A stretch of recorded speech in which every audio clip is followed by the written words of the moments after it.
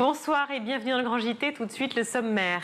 Que découvrirait-on en mettant le nez dans les archives de l'éducation nationale? C'est une plongée dans ces mémoires d'en haut que raconte l'historienne Bénédicte Giraud dans son ouvrage. On la retrouve sur ce plateau dans quelques instants. Marcher pour se réinsérer dans la société, c'est ce que propose l'association Seuil pour les jeunes en rupture sociale et scolaire. On en parle dans la seconde partie de l'émission. Dans sa chronique, Louisa Garotière nous emmène au Japon où les lycéens vivent une crise du bisou. On en parlera avec elle. Mais tout de suite, on fait un point sur l'actualité de l'éducation avec Louisa. Bonsoir Louisa. Bonsoir Virginie. On ouvre ce journal avec les nouvelles annonces de la ministre de l'Éducation Anne Genetet concernant la suite du choc des savoirs lancé par Gabriel Attal.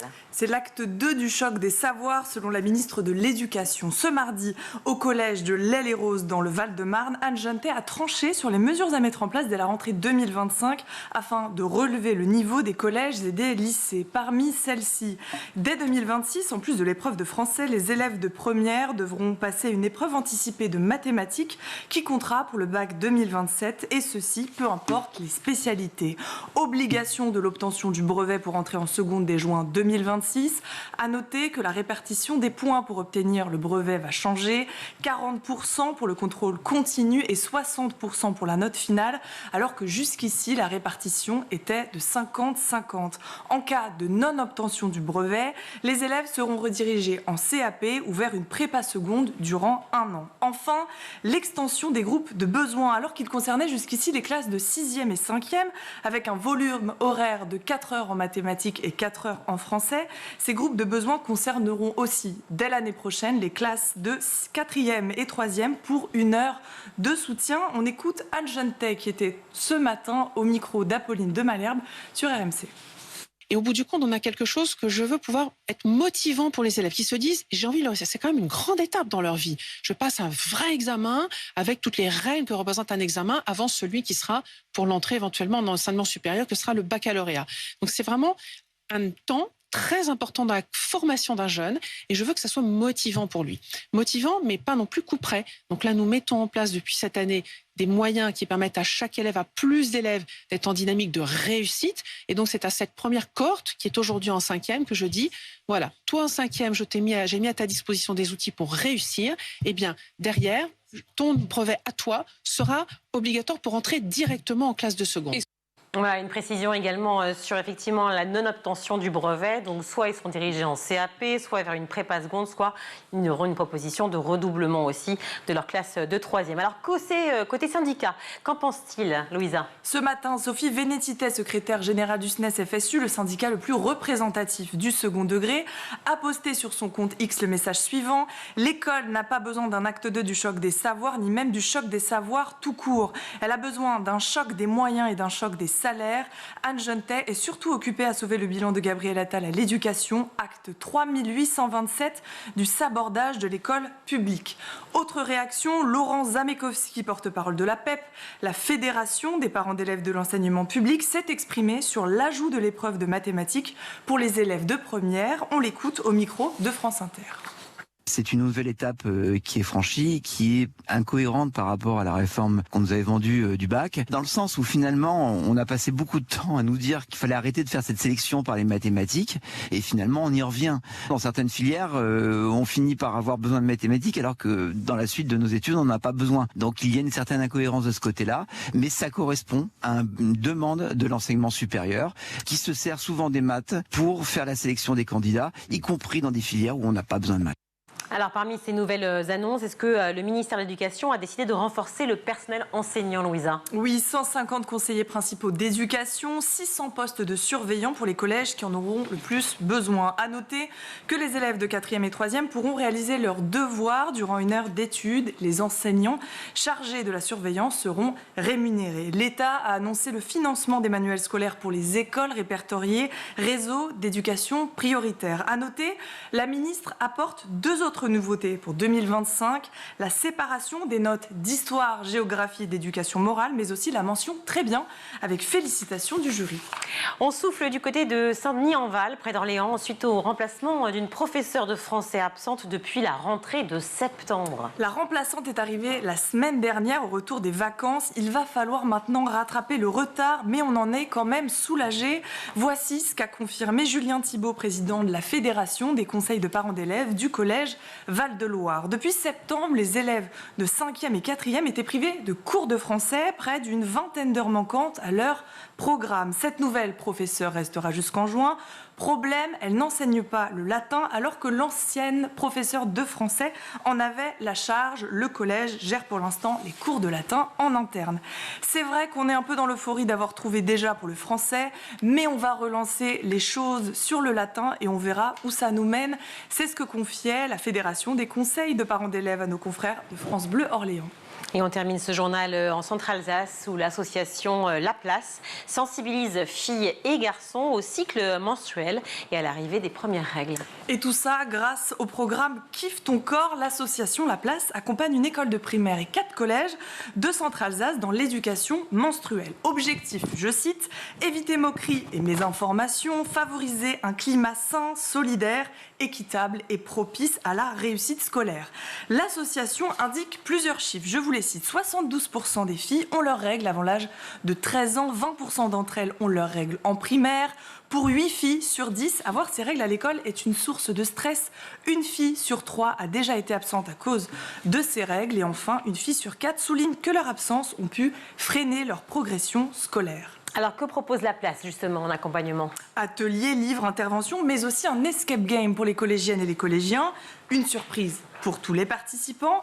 Mais je vous propose de regarder un extrait de cette vidéo postée par l'association. Je trouvais que c'était très bien expliqué. C'est bien parce que si on a nos règles et qu'on ne sait pas quoi faire, c'est embêtant. Tu te sens mieux préparée là? Oui. Je trouve que c'est intéressant et au moins ça nous apprend un peu plus au cas où on ne sait rien du tout, quoi. Elles ont pu apprendre pas mal de choses au terme de ces 2 heures d'atelier. Je trouvais que c'était un peu gênant de parler des règles. Déjà chez moi à la maison on n'en parle pas du tout. Finalement je pense je vais en reparler avec ma mère. Ça m'a appris énormément de choses que ma mère ne m'avait pas dit. Si les filles après sont plus à l'aise aussi pour en parler, eh bien finalement l'éducation nationale aura tout à y gagner. L'association lève aussi des fonds pour acquérir des équipements, du matériel pédagogique, financer des ateliers et des animations. La campagne de financement est à retrouver sur le site www.alsace.aucoté.fr. Au côté, vous pouvez l'écrire O-K-O-T-E et cliquer sur l'onglet Kiffe ton corps, association La Place. Il reste encore 12 jours avant la fermeture de la cagnotte. Merci Louisa. Que renferment ces mémoires d'en haut, ces archives de la rue de Grenelle où se sont jouées tant de consultations et de décisions? Quel ministre a mis sa patte, su tenir un ministère aux organisations syndicales bien implantées et à la mission si importante? On en parle tout de suite avec notre invité. Bénédicte Giraud, bonjour. Bonjour. Merci beaucoup d'être avec nous. Vous êtes historienne et autrice de Mémoires d'en haut, paru aux éditions de l'EHESS. Merci d'être avec nous. De 1991 à 2014, le service d'histoire de l'éducation, qu'on appellera SHE, SHI, sinon pour nos amis britanniques, a mené une enquête sur les acteurs des politiques éducatives en France depuis la libération, depuis 1945. Et la particularité de cette enquête, clairement, ce sont les récits oraux, l'oralité, donc les archives par le biais de l'oralité. Pourquoi est-ce que c'était aussi précieux finalement que les écrits ? Alors c'est complémentaire, c'est-à-dire qu'on a beaucoup de sources pour connaître l'histoire des politiques éducatives, l'histoire de l'éducation nationale et du ministère. On a beaucoup de sources écrites. Mais il y a plein de choses qui échappent à l'écrit, notamment les relations entre les gens, comment on prend les décisions, les rapports de force, les trajectoires des personnes. Et cette oralité, ça permet d'éclairer les sources écrites dont on dispose. Alors, un travail de réflexion, on l'a dit, sur la mémoire, puisque ça s'appelle Mémoire vue d'en haut, encore encore, je rappelle le titre. Qu'est-ce qui vous a amené à ce choix? Est-ce que c'était une vision sociale? Quand on parle de mémoire d'en haut, on imagine une verticalité par rapport à la sociologie, ou est-ce que c'est plus le côté, pardon du terme, mais un peu métaphysique du système finalement scolaire, du système éducatif, de l'éducation nationale qu'on appelle le mammouth français? Il y a un peu les deux, vous avez vu très juste dans cette approche par mémoire d'en haut. D'abord, c'est pas moi qui ai fait les entretiens. C'est-à-dire, comme vous l'avez dit, c'est un service d'histoire qui a été financé pour récolter ces témoignages pendant plus de 20 ans. 1100, à peu près 1100 heures. Oui, 1100 heures d'entretien, 300 personnes interviewées, donc c'était absolument colossal. C'est colossal, surtout que pour certains, c'est 20 heures d'enregistrement, c'est des entretiens en plusieurs fois, donc c'est vraiment une masse importante. Et Mémoire d'en haut, ils ont choisi, eux, ce qui les intéressait, c'est d'éclairer comment se prend la décision. La décision des coupes de niveau, là, si on faisait aujourd'hui, la décision, comment ça se joue. Et la décision, ça se prend en haut. Donc ce sont les décideurs. Ce sont les décideurs qui sont allés voir. Donc c'est une mémoire de l'éducation nationale, mais une mémoire partielle, puisque c'est une mémoire de ceux qui prennent les décisions.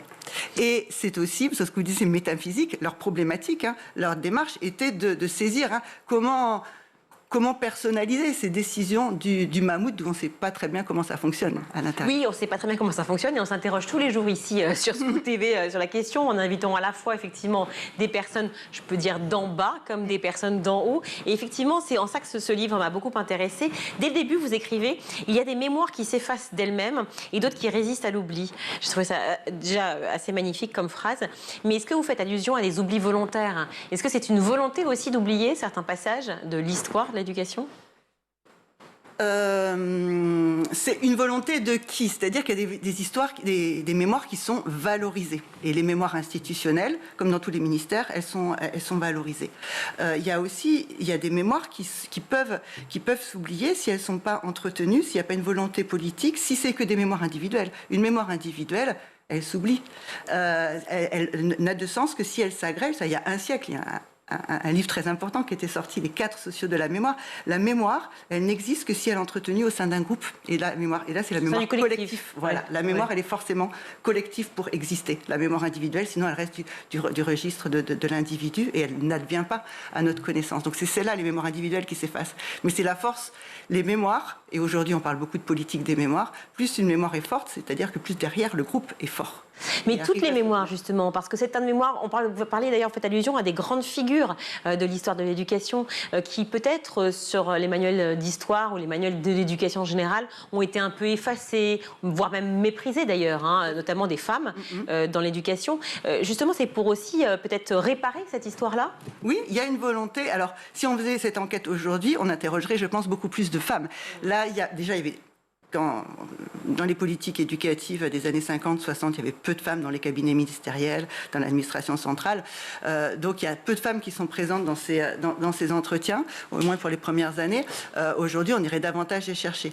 Et puis, je pense qu'aujourd'hui, on a aussi une volonté, dans l'approche de l'histoire, de prendre en compte toutes les voix. Et c'est-à-dire qu'il y a la voix des décideurs, mais on irait voir aussi des voix qui se positionnent dans des positions moins de domination pour faire une histoire plus qui prennent en compte tout le monde. Une histoire plus commune, oui. Ouais. Une histoire commune, effectivement, qui est racontée, on le disait, par plus de 300 témoins, donc 300 personnes qui livrent des heures et des heures d'enregistrement. Comment, d'ailleurs, enfin, je l'ai sous les yeux, mais pardon, j'ai pas annoté la page, mais enfin, ça m'a beaucoup marqué. Quelle était la première question que vous posiez justement à ces témoins lorsque on leur demandait effectivement de se présenter et la raison ce qui les a menés vers l'éducation nationale? En effet, vous l'avez dit, la question qui leur était posée, c'est avant de commencer, pour les mettre aussi en confiance, on disait, vous allez nous raconter... Mais pas que pour savoir qui ils sont aussi, c'est très important. C'est pas ça que pour savoir. Ouais. Non, c'était pour... Vous allez vous présenter, voir quelle a été votre formation, etc. et comment vous êtes arrivé à l'éducation nationale. Ce qui permet de déployer, en fait, tout un récit de vie. C'est pas qu'un témoignage sur le moment de... Qui sont ces hommes, qui sont ces femmes, quel a été leur rapport à l'école quand ils étaient enfants, leur rapport à l'école de leurs parents, etc. Ce qui vont nouer avec l'institution et des fois des dettes qu'ils ont par rapport à l'école qui va jouer une fois qu'ils seront à des postes de décision. Ce qui m'a marqué, c'est effectivement, notamment en fonction des périodes de l'histoire, notamment, mais le profil de ces témoins qui souvent en fait ont été des hommes pour la plupart, et vous l'avez dit, à cette époque-là, des hommes qui n'ont pas eu forcément une position sociale, une position familiale qui était très avantagée, disons, qui se sont beaucoup battus et qui ont finalement eu des carrières absolument fantastiques et fulgurantes, mais qui étaient prédestinées avec un respect absolu de l'éducation en tant que telle, de l'enseignant finalement. Alors, ça là. On parle beaucoup de la méritocratie scolaire et de l'ascenseur qui serait en panne de l'école.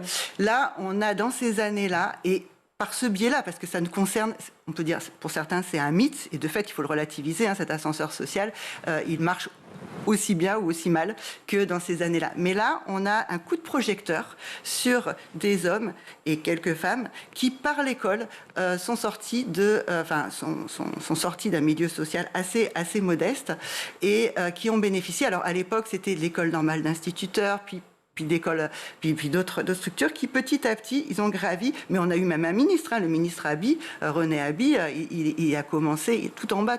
Il a eu, je pense, tous les postes de l'éducation nationale, d'instituteur jusqu'à ministre. En revanche, il y a ce type de profil, mais il y a une grande diversité parce qu'il y a aussi des profils très privilégiés. Et cette hétérogénéité sociale, on la retrouve après dans les postes de pouvoir. Parce que le point commun, comme ils sont interrogés, ils sont tous, à un moment ou à un autre, à un poste de pouvoir dans un cabinet ou à la direction de l'administration centrale ou comme recteur. Donc ça, c'est commun. Mais à l'intérieur, on voit très bien que ceux qui étaient le plus dotés socialement au départ, ils ont des carrières beaucoup plus rapides, beaucoup plus ils connaissent mieux les codes, ils ont beaucoup plus de réseau que ceux qui ont une carrière plus laborieuse. Mais ils ont en commun d'avoir occupé ces places du haut. Les institutions fixent les mémoires et orientent les récits. Est-ce qu'on est tenu par les institutions finalement? Est-ce que c'est ce qu'on appelle le système? Alors... Oui. Le système, dans quel sens? On a toujours ces phrases qui reviennent, vous savez, quand on parle d'éducation nationale, de se dire, non mais de toute façon, lorsqu'on fait des réformes, on a besoin de temps long, l'éducation nationale ne peut pas empiler à ce point les réformes, et pour autant on l'a vu, à la fois en nombre de ministres qui sont succédés en si peu de temps, à la fois en nombre de réformes qui se sont empilées, et on parle de ce fameux système, et on a l'impression... Avec cette phrase, les institutions fixent les mémoires et orientent les récits, on se demande si finalement, quelque part, les uns les autres n'ont pas pu vraiment dire ce qu'ils avaient vu, vraiment raconter comment les choses se disaient et fonctionnent et se déroulent. Dans ces enregistrements, une des forces de ces enregistrements par rapport aux interviews qu'on peut faire ou des politiques actuelles, c'est qu'ils sont faits longtemps après. Et donc, ils sont moins dans la communication. Et il y a des choses, tout n'est pas dit.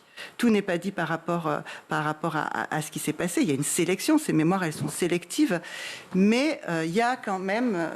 il n'y a pas que la question du système. Il y a des responsabilités qui sont prises, des regrets qui sont exprimés, etc. Il y a une certaine sincérité. Donc, on se place à ce niveau-là. Sur la question du système, le système, ce que l'on voit quand même, son emprise, son empreinte, c'est...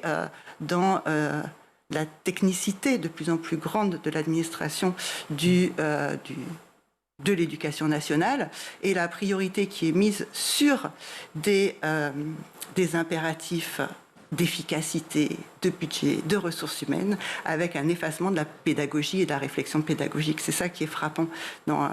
C'est le système en tant que superstructure qui prend le pas sur les questions pédagogiques, et ça se passe vraiment dans ce tournant des années 60-70 que j'ai étudié. Mais alors, est-ce que c'est ce qui pourrait expliquer ce qu'appellent certains un délitement, justement, à la fois de l'enseignement ou alors du niveau scolaire de nos enfants?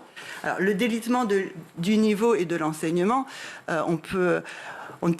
faut faire attention, On est aujourd'hui à les enfants et le niveau scolaire, tout dépend des critères que l'on prend, mais c'est pas une réalité, ce délitement. Faut vraiment le nuancer. Si on prend ces années où eux, mes témoins, ils faisaient leur scolarité, c'était 10% d'une classe d'âge qui arrivait au bac. Aujourd'hui, et alors vous allez dire, le bac est dévalorisé, c'est pas les mêmes attentes, ça se fait, mais il y a quand même, on peut pas parler le délitement, je pense que c'est un terme qui est trop fort.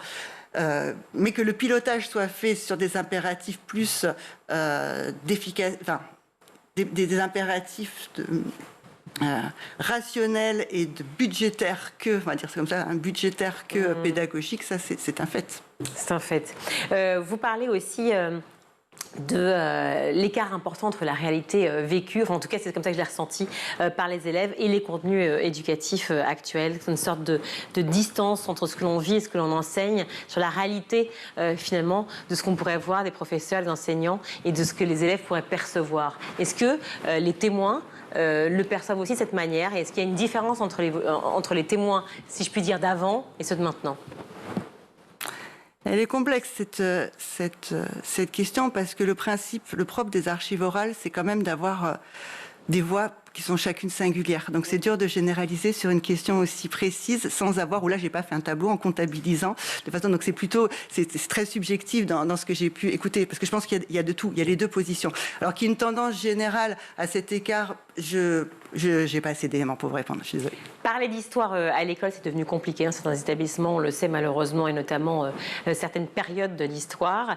Comment on peut, selon vous, en tout cas, vous qui maîtrisez quand même à la fois en tant qu'historienne et à la fois en tant qu'autrice de ce fameux livre Mémoire d'en haut, je le rappelle, par aux éditions EHESS, je vais y arriver. Comment réconcilier les enseignants et les élèves sur l'enseignement de ces périodes de l'histoire qui sont compliquées finalement à expliquer, à raconter, à transmettre aujourd'hui? On va revenir sur les témoignages et les archives orales justement, parce que ces périodes qui sont compliquées, prenons par exemple l'esclavage ou la colonisation, vous pensez à ça, ou les mémoires de la Deuxième Guerre. Voilà. Exactement, donc ces questions un peu, voilà, la guerre d'Algérie. Très bon exemple. Prenons la guerre d'Algérie. Ça fait longtemps qu'on l'enseigne, mais une des différences, et ce qui est mis en avant, et ce qui est possible, et où on peut faire une histoire apaisée avec les élèves, c'est cette pluralité des mémoires. C'est-à-dire qu'en prenant des récits individuels qui permettent d'avoir plusieurs points de vue, de ne pas avoir juste... donc un peu une histoire polyphonique, qui prenne en compte les différents acteurs, les différentes minorités, les différentes visions, qui ne soit pas qu'une histoire coloniale, que de la puissance coloniale, mais aussi de ceux qui ont été dominés. Et justement, les témoignages, ça permet à chacun de s'exprimer par rapport à l'écrit, pour revenir à votre question de départ. La plupart des écrits qu'on a gardés, c'est des écrits qui sont générés par les institutions, par les puissants, par les dominants. C'est eux qui ont surtout accès, qui produisent de l'écrit. L'oral, les récits de vie, quand on va aller chercher ces témoignages, ça permet d'avoir cette mémoire plurielle qui prenne en compte toutes les mémoires. Mais vous le disiez, pardon, c'est juste une petite précision, mais vous me disiez que les témoins étaient essentiellement des gens qui, effectivement, avaient des postes très importants, des postes à haute responsabilité. Moi, je parlais pas avec... C'est pas une source. Là, honnêtement, ces archives orales sur lesquelles j'ai travaillé du ministère, on ne peut pas travailler avec... on ne peut pas en faire un usage avec des élèves, parce que c'est un niveau de complexité, d'implicite, qui est trop important avec des étudiants. Mais même s'il y a des récits, parce que dans leur jeunesse, il y en a qui ont participé à la Deuxième Guerre mondiale. D'abord, il y en a un certain nombre qui, la question de la guerre d'Algérie leur est posée, comment ils l'ont vécu, mais on peut pas, c'est difficile de l'exploiter en classe. Voilà. En revanche, effectivement, c'est là où vous rebondissiez sur l'importance effectivement de l'oralité, l'importance du témoignage oral et de cette participation effectivement à comprendre davantage l'histoire, notre grande histoire. Chaque génération choisit ce qu'elle transmet ou se tait. Est-ce que donc vous parliez de pédagogie justement il y a quelques minutes. Est-que vous pensez, encore une fois, tout ce projet que vous avez mené, et en tant qu'historienne, je le rappelle, est-ce qu'il faudrait que l'éducation nationale se renouvelle en termes de pédagogie aujourd'hui à l'école ? Elle existe, cette diversité, ce renouvellement. Voilà, ces pédagogies, elles sont plurielles et c'est extrêmement important qu'elles soient aussi diverses. Parce que c'est bien pour ça qu'il n'y a pas de recette et que c'est absurde de vouloir imposer une pédagogie, une manière de faire, même un manuel pour tous, parce que les élèves ont chacun leur profil, chacun leurs besoins, et les enseignants ont chacun aussi leurs ressources, ce qui les intéresse. Et donc, il n'y a pas un modèle pédagogique universel, il y en a plusieurs. Après, c'est important qu'ils puissent justement tous se déployer dans leur diversité. Autre point, ce qui ressort dans votre livre, c'est que les enseignants et les chercheurs ont été peu à peu évincés par les énarques au cours de la Ve République.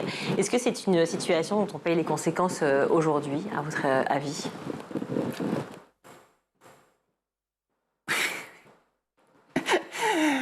Je suis historienne. Donc c'est toujours difficile, les enseignements. On n'est pas prophète, on ne peut pas dire ce qui se passe. Est-ce qu'on paye aujourd'hui cette... Si vous l'écrivez, c'est que ça a un sens. Oui. Pardon d'insister, mais je veux dire le fait d'un coup de se dire que peu à peu, parce que l'histoire a amené là, ou en tout cas expliquer pourquoi déjà, peut-être à ceux qui nous regardent, pourquoi finalement les énarques ont pris peu à peu cette place. Les énarques ont pris cette place parce que tout est devenu... c'est-à-dire que la période que j'étudie, c'est la période de ce qu'on appelle la démocratisation de l'enseignement. Démocratisation, massification. On multiplie le nombre d'élèves qui font des études. On rallonge la scolarité. Grande masse d'élèves. Il y a une période où on construit un collège par jour dans les années 50, dans les années 60. Et la masse des enseignants aussi est démultipliée. Donc cette masse fait que les questions de gestion prennent le pas sur les questions pédagogiques. Et un pilotage qui se fait par la gestion, évidemment, elle laisse dans l'ombre la voix des pédagogues. Il y a très très peu, pendant cette période, les pédagogues, quand on dit pédagogues, tous ceux qui ont une expérience de l'enseignement, qui ont des idées sur l'enseignement, sont plus ou moins marginalisés. Et donc, il faut qu'ils s'expriment différemment. Ça ne veut pas dire qu'ils n'existent plus, mais en tout cas, les politiques éducatives... Le curseur n'est plus passé sur la pédagogie. Et donc, il y a un rééquilibre qui se fait, mais après, dans les classes, il y a toujours eu un dynamisme pédagogique, quelles que soient les réformes qui sont imposées pour des raisons de gestion de personnel. Pour en savoir plus sur le processus de décision dans l'éducation nationale, pour connaître effectivement tout à la fois le fond, mais surtout la manière dont ça s'est fait, ces mémoires d'en haut, réalisées par Bénédicte Giraud, vous pouvez lire donc ce livre aux éditions EHESS, les archives orales de l'éducation nationale de 91 à 2014. Merci beaucoup d'être venu sur ce plateau, Bénédicte Giraud. On va marquer une courte pause, on se retrouve tout de suite.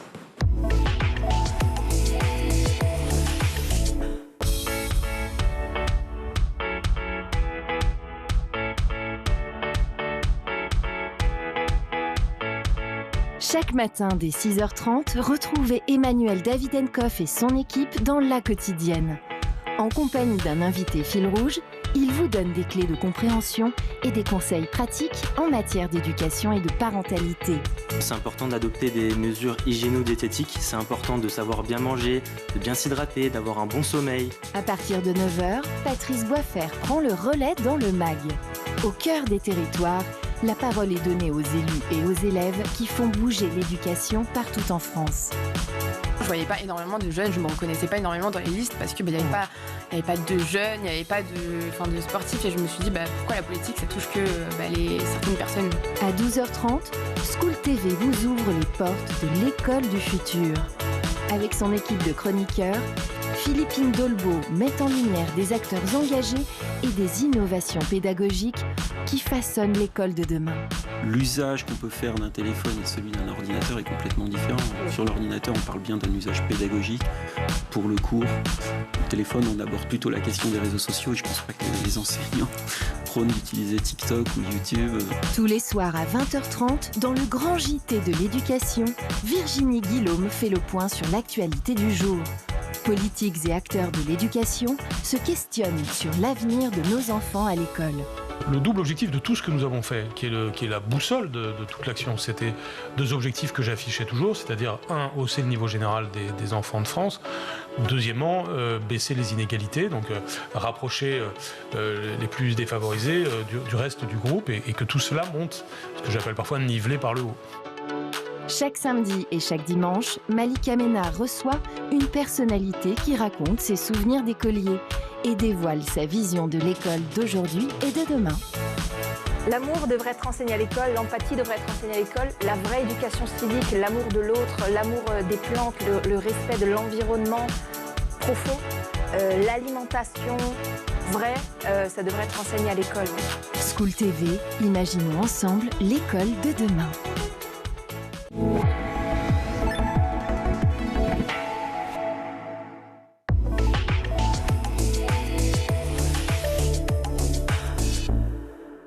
De retour dans le Grand JT, je suis ravie d'accueillir Yvon Retard. Bonjour. Bonjour. Merci d'être avec nous. Vous êtes directeur de l'association Seuil.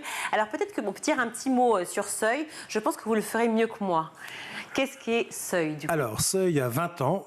21 ans exactement aujourd'hui.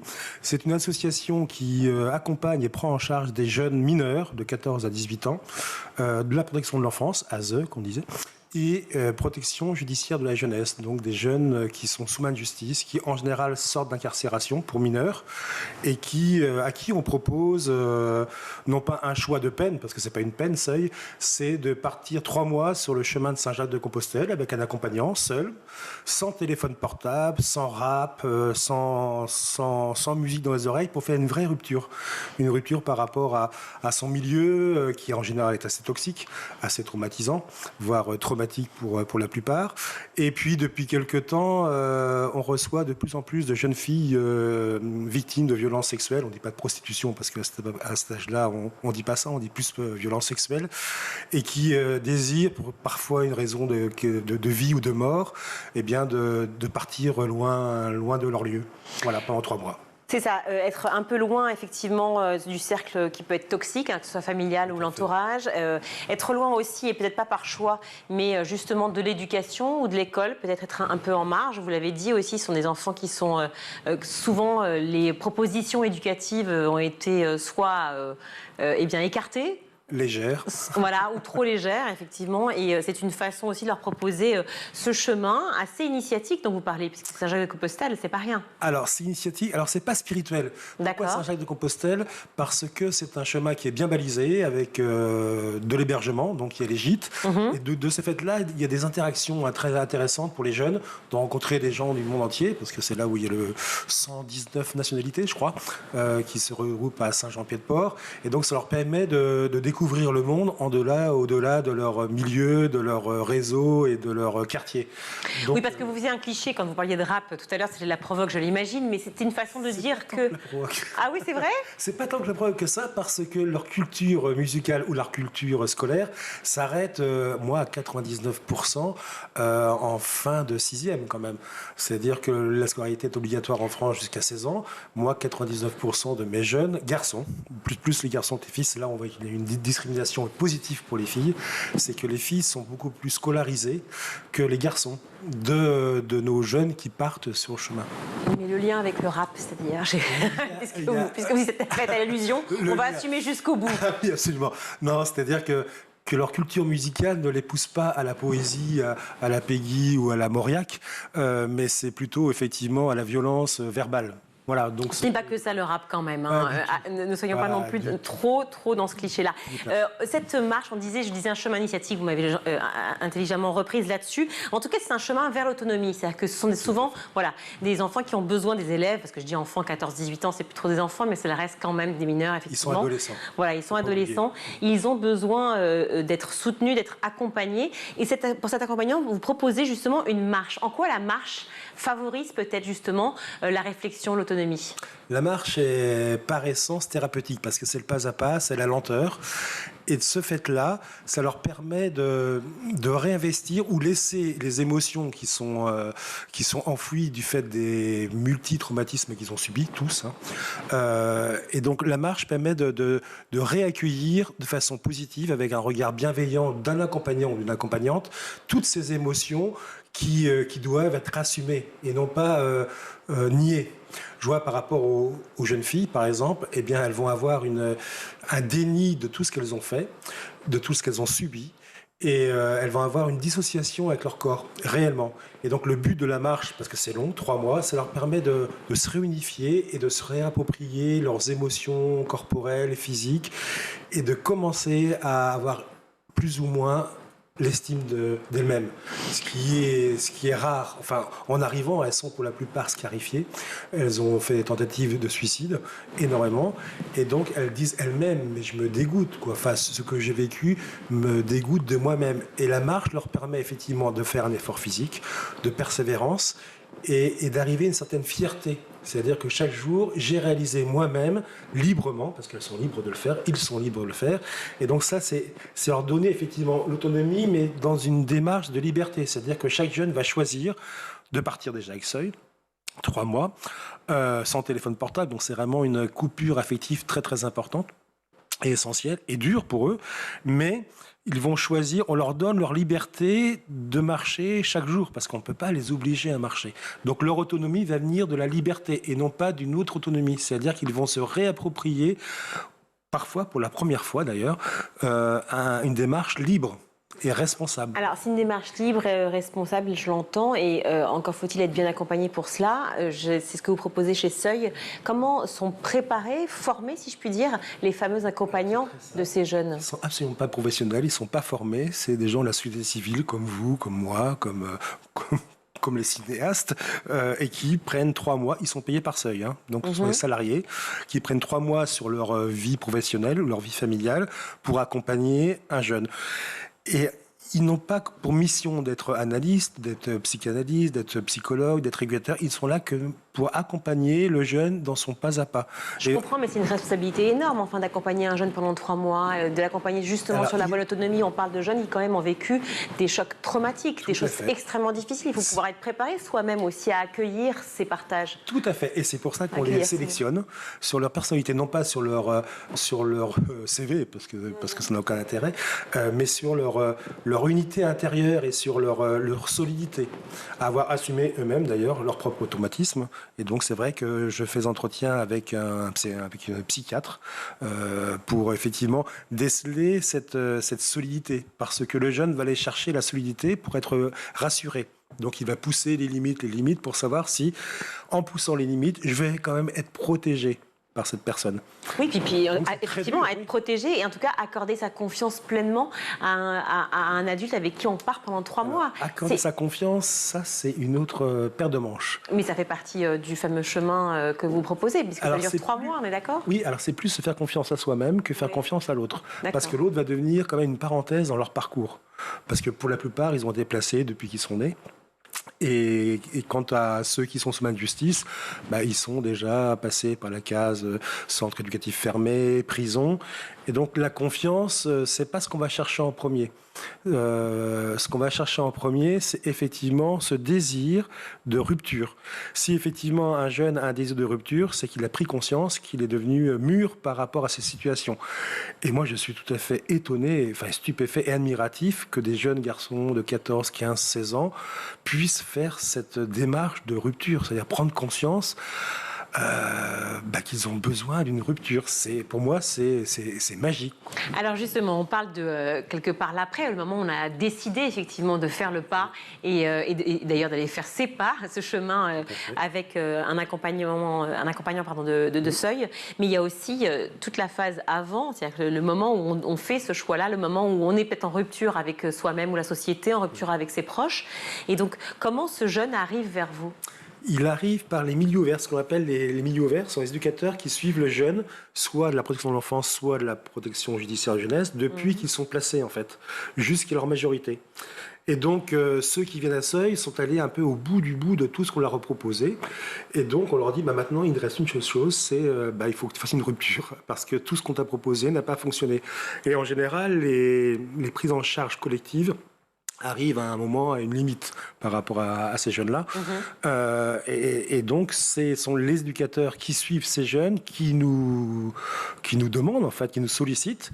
Et ça se passe après avec un entretien avec le jeune, et à l'issue duquel le jeune va faire une lettre de motivation.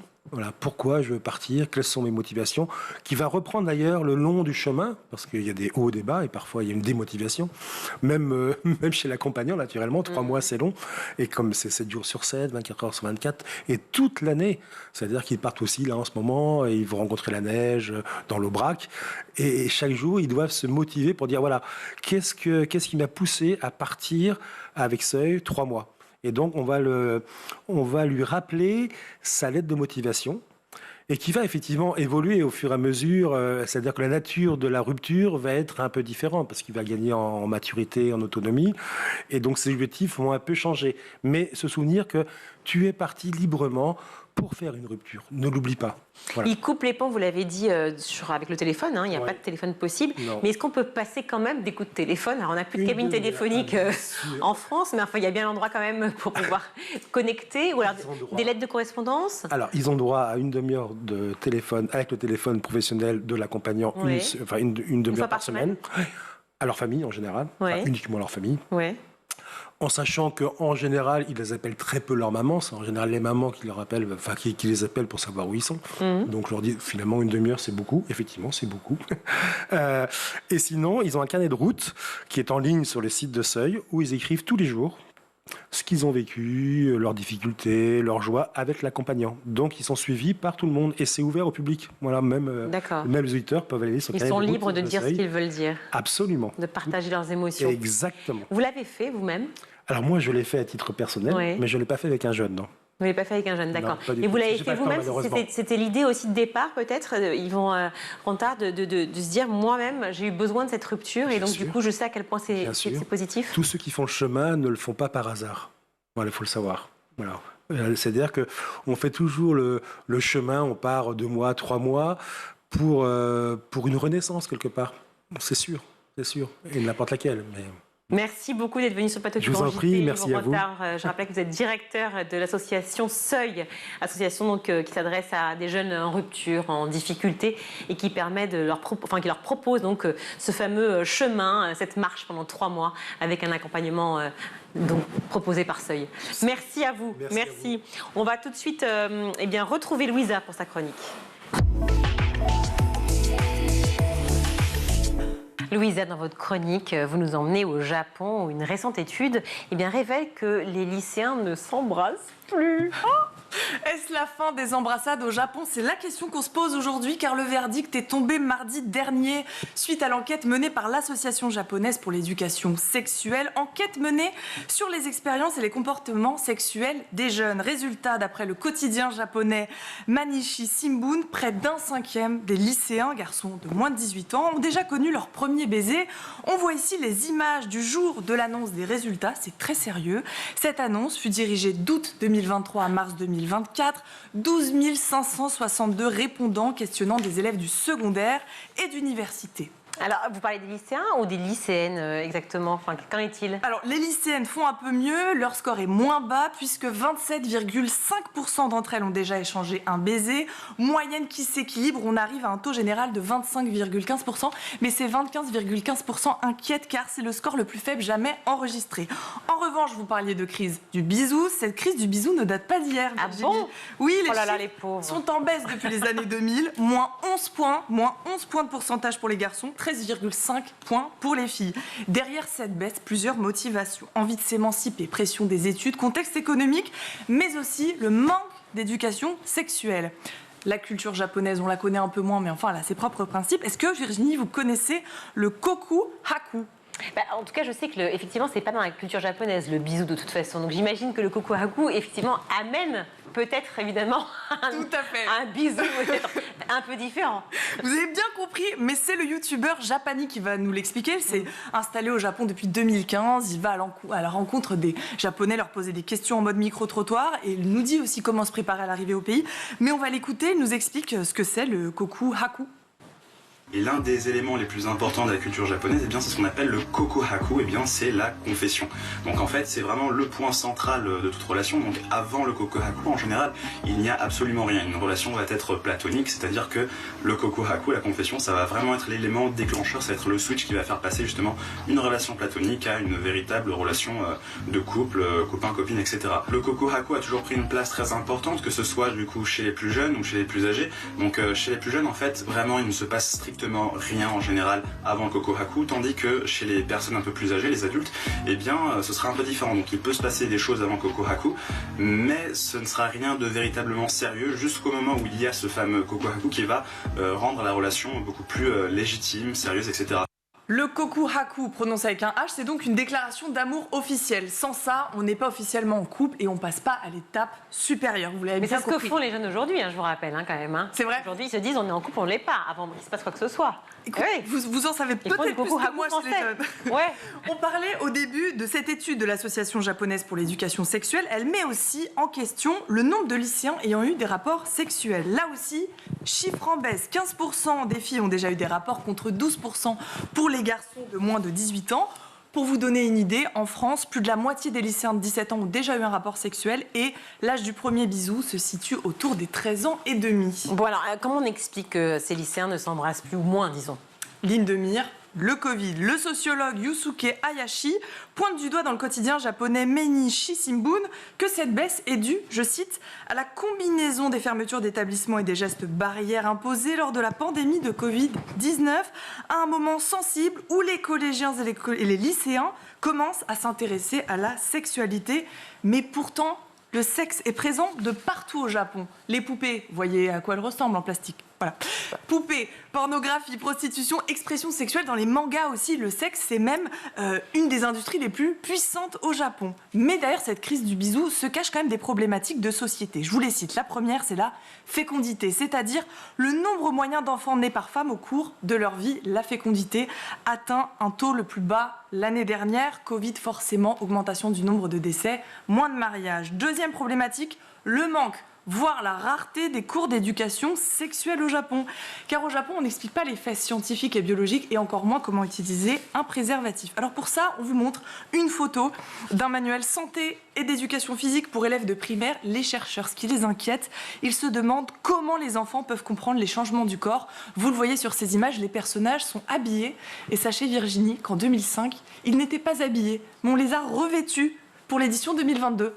Bon alors, il y a les traditions effectivement au Japon, mais est-ce qu'on doit être inquiet? Est-ce qu'on doit trouver des solutions ou pas? Ils doivent trouver des solutions pour se reconnecter finalement, les couples japonais, ou finalement, voilà, ça fait partie du... Le Japon a proposé plusieurs solutions. Déjà, Tokyo a lancé une application à base d'intelligence artificielle qui permet aux célibataires de rencontrer leur moitié. Autre solution post-Covid, la firme japonaise Tenga, qui est spécialisée dans les sex toys, a mis sur le marché un kit qui permet aux Japonais de se reconnecter, mais aussi d'aider ceux qui ont peur des caresses, car ça existe. Et ce kit, d'ailleurs, s'appelle Caressa. Il y a quoi dans le kit? Je savais que vous alliez me poser la question. Alors, dans ce kit, on retrouve plusieurs choses. Tout d'abord, une pierre de massage électronique. Des gels massants. Alors, dans ces gels, vous avez à la fois un sérum de type huile d'olive, je ne fais que citer, mais aussi une émulsion verveine. C'est au choix, c'est précis. Ensuite, un tapis de massage pour préserver les draps, mais aussi des compléments alimentaires à prendre 3 fois par jour pour prévenir des odeurs corporelles. D'accord, parfait. Alors, pour conclure, donc... Alors, pour conclure, on le dit depuis le début de cette chronique, France-Japon... Ça va favoriser le bisou, ça? On l'espère. D'accord. On le dit depuis le début, France-Japon, de cultures complètement différentes. Mais pour vous donner quelques exemples, je suis tombée sur ce livre que l'on voit en image qui s'appelle Tokyo Crush. C'est un livre de l'autrice Vanessa Montalbano. Elle est partie il y a plus de 6 ans à Tokyo, elle se sentait seule et elle voulait apprendre le japonais. Elle s'est donc lancée corps et âme dans les applications de rencontres et elle nous en donne quelques divergences. Je vais vous en citer 3. Sur les applis de rencontres, on peut rechercher des femmes saba-saba, c'est-à-dire des femmes positives. On peut rechercher des noragai, comprenez par là des femmes qui souhaitent s'amuser, mais aussi des amis au fur. Et un au fur, c'est un ami avec qui on peut prendre un bain. C'est très précis. D'accord, mais c'est-à-dire les femmes positives, ça veut dire quoi positive? Positive dans le sens sympathique? Solaire, sympathique, accueillante, bienveillant. Rien que l'idée est énorme, rien que l'argument est fantastique. D'accord. Deuxième exemple. En France, beaucoup de personnes matchent, c'est-à-dire se retrouvent au travers des signes astrologiques. Je ne sais pas si c'est quelque chose que vous connaissez, les signes astrologiques, oui. Mais au Japon, c'est pas ce qui intéresse le plus. On match grâce au groupe sanguin. Je vais vous dire pourquoi. Quand on est O, on est représenté comme des leaders dynamiques. Quand on est B, groupe B, on est des extravertis. AB, des rêveurs incompris. Et quand on est du groupe A, on est des travailleurs organisés. Vous êtes A, vous? Oui. Ouais, moi aussi. Oh, alors, au Japon. Dernier exemple. Au Japon, lors de la Saint-Valentin, ce sont les femmes qui offrent les chocolats, mais pas n'importe lesquels. Il y a plusieurs types de chocolats. Les chocolats qu'on offre à ses collègues, à ses amis. Et quand on offre des chocolats à son amoureux, il faut les faire maison. Ça, c'est une particularité qu'on n'a pas en France. Enfin bref, le livre que vous voyez, qu'on a vu au début, Tokyo Crush, est aux éditions Les Arènes. Il coûte 15 € et je me suis dit, pourquoi pas pour un petit cadeau de Noël? Mais oui, c'est absolument génial, mais j'ai surtout très envie d'aller au Japon et d'expérimenter cette culture-là qui me fascine. Non mais c'est vrai en plus, outre la blague sur les chocolats, etc. Mais vraiment, et le tapis de massage, mais on y reviendra. Merci beaucoup Louisa. Eh bien, on va retrouver le meilleur de School TV avec le Zap. Ils sont 11, 10 au début, 11 assez vite. Ils viennent de milieux différents. Ça, c'était votre volonté. Vous avez dit que quand vous montriez la série en milieu scolaire, il y a des élèves qui vous interpellent et qui vous disent « Monsieur, mais c'est quoi cette classe de 106 ? Moi, j'aurais foutu le bordel. » Complètement. Et justement, c'est un truc qui m'intéresse vachement parce que j'ai fait, je pense, la série au niveau de moi, ma perception de cet âge-là et de ce qui m'en restait, de mes souvenirs, en fait. Et à partir de là, je sais que j'étais vraiment pas celui qui était fédérateur dans les groupes, quoi, qui était celui qui désirait par contre appartenir au groupe beaucoup plus. Mais qui était quand même un peu. Mais qui était dans. Vous êtes celui que vous êtes allé chercher dans les castings finalement. Bah oui, mais comme prof, on est toujours on est vachement le prof de l'élève qu'on a été. C'est ça. Aussi. Et est-ce que vous êtes le prof des profs que vous avez eus ? Est-ce que vous êtes le prof que vous êtes au cours Florent ? Parce que je l'ai pas dit, mais vous enseignez au cours Florent aussi. Et là, vous avez une pédagogie.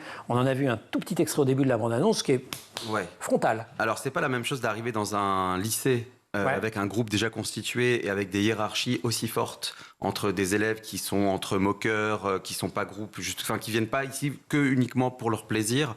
C'est vraiment autre chose. Il faut séparer, je pense, l'endroit de la pédagogie qu'on a avec des étudiants qui se destinent à devenir acteurs et qui donc vont être dans une recherche même de confrontation. Ils attendent ça. Ils attendent quelque part ça. D'aller les chercher et puis de les emmener comme des éclaireurs, quoi, le plus loin possible. Là, le prof, s'il est un petit peu dur au début, en tout cas, sa dureté, elle réside dans le fait que moi, j'en ai fait des rencontres en atelier scolaire.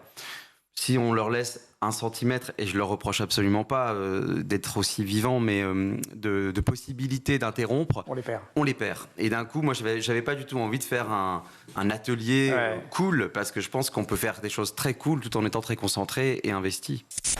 Les réseaux sociaux font aujourd'hui partie du quotidien, partie intégrante du quotidien des jeunes. Selon vous, et d'ailleurs avec les échanges que vous avez avec ces parents et ces jeunes d'ailleurs dans vos ateliers, quels sont les plus grands changements aujourd'hui que cela va apporter ou apporte déjà dans leur manière de vivre ces jeunes, ces réseaux sociaux ? Alors on le voit dans les statistiques d'utilisation, on a vu un grand tournant, c'est à peu près autour de 2010, avec l'arrivée des réseaux sociaux sur les téléphones portables. Il faut se rappeler que nous, quand on a connu les réseaux sociaux au début, c'était sur Internet, mais c'était principalement sur nos ordinateurs de salon ou nos PC portables. Mais il fallait qu'on soit chez nous, ou peut-être des fois au travail, discrètement, on allait checker notre MySpace ou notre Facebook. En 2010 sont arrivés les réseaux sociaux sur les téléphones mobiles, et puis ça a fait un changement drastique, c'est que tout d'un coup, on l'avait dans la poche, on avait des notifications qui nous rappelaient que quelqu'un nous avait tagué sur une photo ou quelqu'un avait commenté un de nos posts, et ça a drastiquement changé la durée d'utilisation et la quantité d'utilisation qu'on en a faite. Et évidemment, les nouvelles générations qui sont nées directement avec l'accès des réseaux sociaux sur leur téléphone, ça a rendu leur accès quasiment immédiat et non-stop durant la journée. Encore une fois, peut-être discrètement à l'école, comme nous on l'a fait avant eux discrètement au travail. Donc ça, c'est un des gros changements. Sur les aspects positifs, et c'est un des éléments qui était difficile pour moi en commençant le livre, c'était de trouver un aspect positif. Je trouvais plein d'aspects négatifs. On entend énormément de choses sur les dangers des réseaux sociaux, l'impact que ça a sur nos enfants et nos adolescents, ou même nous-mêmes. J'avais du mal à trouver des parties pour. Heureusement, ma petite sœur m'a aussi aidé là-dessus. C'est vrai qu'aujourd'hui, c'est là où les ados trouvent le plus leur communauté. L'exemple que je prends le plus simple, c'est de ma génération. Par exemple, aujourd'hui j'ai 40 ans. Si je faisais partie d'une minorité, que ce soit culturelle, ethnique ou même de genre ou d'orientation sexuelle, dans mon lycée par exemple, j'étais souvent tout seul. Donc, j'étais le ou la goth, le ou la homosexuel du lycée, etc. Grâce aux réseaux sociaux, ils peuvent se trouver des communautés et apprendre de leur communauté ensemble beaucoup plus facilement et se sentir moins seuls, ce qui est un avantage énorme à un âge où effectivement on est en construction constante de personnalité et de culture. À l'inverse vient le risque, qui est à l'inverse qu'il se noie dans une uniformisation des cultures comme ça et des stéréotypes. Et quels sont les types d'actions que vous mettez en lumière ? Oui, alors en fait, ce que l'on a mis en place, c'est vraiment une approche systémique, universaliste, puisqu'on parle du monde entier et venir aux racines des problèmes dans notre humanité. Et donc, on a mis en place une devise qui dit « de l'inspiration naît l'action ». Et c'est vraiment notre feuille de route, c'est vraiment notre système. C'est une méthode plus que oui, c'est ça, c'est-à-dire que tout ce que l'on fait, que ce soit au niveau médiatique ou que ce soit les programmes de terrain, va véritablement suivre cette logique. Et donc, de l'inspiration naît l'action. Dans les écoles, vis-à-vis des professeurs, ce qu'on va faire, c'est qu'on va leur préparer, on a conceptualisé en fait des programmes d'accompagnement vers l'action qui vont se déployer tout au long de l'année scolaire et qui vont suivre cette logique. Donc, les premiers ateliers vont être très inspirationnels. C'est ça, c'est pas un one-shot. Hein. Il y a tout un suivi tout au long de l'année. Quoi, exactement. Donc, tout est balisé. Ouais, et c'est ça qui est formidable. C'est qu'en même temps, évidemment, le professeur va s'en emparer, va le mettre à sa patte, avec son style, avec sa personnalité. Et ce qui est super, c'est que c'est le professeur lui-même qui va vivre cette aventure humaine pendant toute l'année scolaire avec ses élèves et qui va être l'animateur de tout cela. Parce qu'on ne vient pas se substituer aux professeurs. On a vraiment un respect absolu aussi pour leur savoir-faire et la connaissance qu'ils ont de leurs élèves et du contexte dans lequel ils évoluent.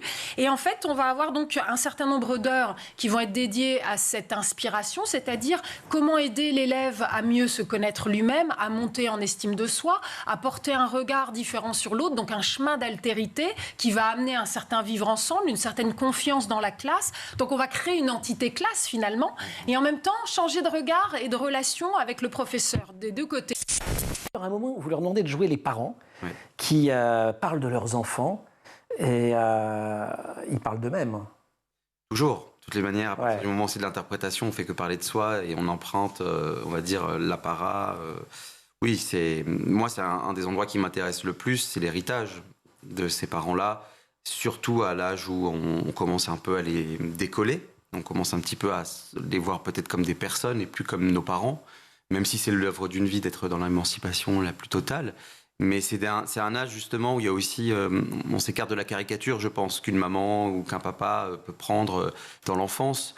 Donc c'est un exercice que j'adore, mais à tout âge. Hein. Il y a une élève qui vous demande à un moment donné, et vous, vos parents, ils diraient quoi ? Là, votre personnage, ou vous, je ne sais pas qui pleure d'ailleurs à ce moment-là. Ouais, bah je suis fait prendre à mon propre piège, de toutes les façons. Vrai. Avec ces jeunes, c'est ça qui est assez beau d'ailleurs. Mais alors, ils vous diraient quoi, vos parents ? Ils sont dans... Parce qu'on aurait eu envie que vous répondiez à cette jeune fille. Ouais, c'est vrai. Mais je sais pas parce que, par exemple, je pense que j'ai aucun doute de leur validation. Et au contraire, ils ont été plutôt très encourageants, ils m'ont permis vraiment d'aller là où j'avais envie d'aller. Ils ont été plutôt dans l'accueil de tout ça. Mais je pense que l'exercice vient mener aussi une enquête sur comment, à un moment donné, on a quitté ses parents, dans quel état, quels sont nos rapports avec eux. Et c'est peut-être plus cet endroit-là, moi, que j'ai investi au moment de la question. Et qui pour vous, est une plaie ouverte. Sur un des rapports, oui. Ouais. Bon, que vous n'allez pas en dire plus.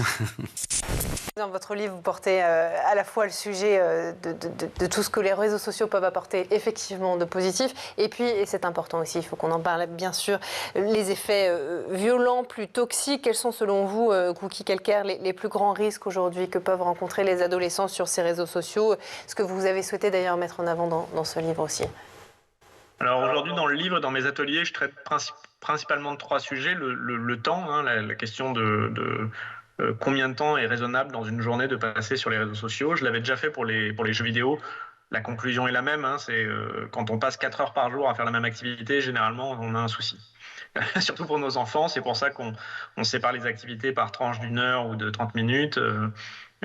Si votre enfant fait 4 heures d'affilée quelque chose tous les jours de la semaine, c'est qu'effectivement il y a en tout cas un débalancement, donc il faut faire attention. Donc le temps et l'omniprésence des réseaux, encore une fois souvent à cause des téléphones, est un point important et sur lequel j'essaie d'éduquer les parents. Un deuxième point qui est important, c'est l'estime de soi. On voit un impact souvent très négatif sur l'estime de soi de nos adolescents quand ils sont trop exposés aux réseaux sociaux. En fait, il y a un effet miroir qui est assez pervers.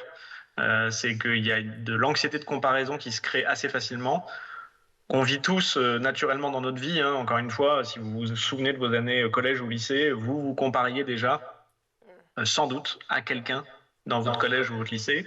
Il faut réaliser que pour les adolescents aujourd'hui, ils se comparent à des millions d'autres personnes à travers le monde et que ça devient très compliqué.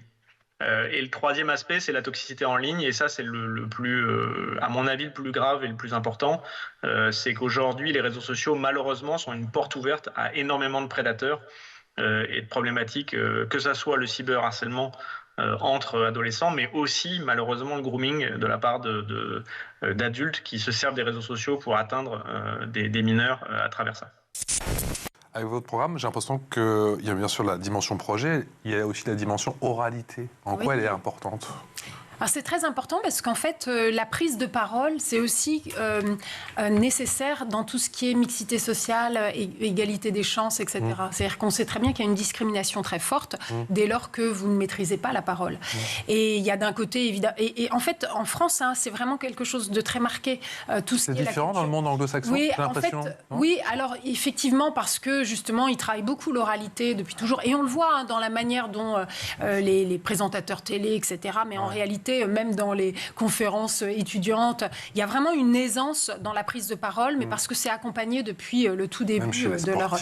Tout le monde, mais après, il y a une culture, puis il y a une culture aussi littéraire fortement marquée en France, qui finalement est aussi un facteur d'inégalité sociale, en fait, et qui vraiment relève de l'histoire particulière de la France. Donc en fait, il y a un vrai gros enjeu là-dessus, oui. C'est la fin de ce grand JT. Merci à vous tous de nous avoir suivis. Merci à toute l'équipe qui a préparé cette édition. À la réalisation, c'est Alice Pitavi, le son Thibaut Gorillafont, le maquillage Laure Redemont, Laura Girard et Emma Ferré à la rédaction. Merci également Louisa d'être venue sur ce plateau et d'avoir partagé toute cette expérience sur le Japon. Magnifique. Merci, on se retrouve demain. Bonne soirée. Ciao.